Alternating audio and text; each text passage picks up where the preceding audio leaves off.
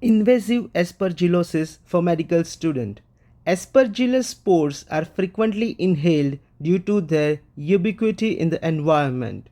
Healthy individuals easily clear the organism and rarely develop disease. But those with severe immunosuppressions, for example, prolonged neutropenia, chronic corticosteroid use, are at risk for life-threatening infection.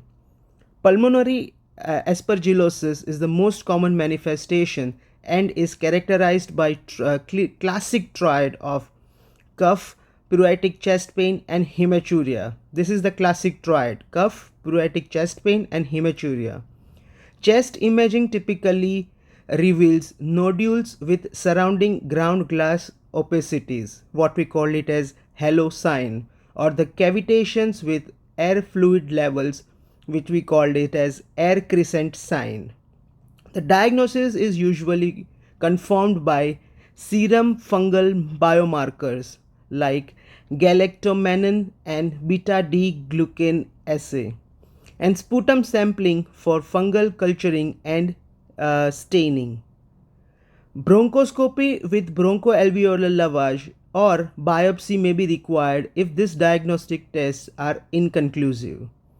The treatment with intravenous voriconazole and a reduction of immunosuppressive medications is the standard of care, but 1 year mortality is more than 80%. Fluconazole is sometimes administered for candida prophylaxis, but this antifungal agent has no activity against aspergillus. The other risk factors include stem cells or solid organ transplantation. The other immunosuppressive conditions like AIDS can be seen. Talking about the differential diagnosis, the first one is cytomegalovirus pneumonia, usually causes fever, cough, dyspnea, and ground glass opacities, not a nodular infiltrate.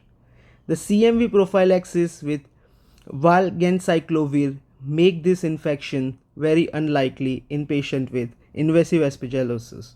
The second one is Legionella, which can cause cough, chest pain, hemoptysis, and a nodular pulmonary infiltrate, although a lobar or interstitial infiltrate is more common.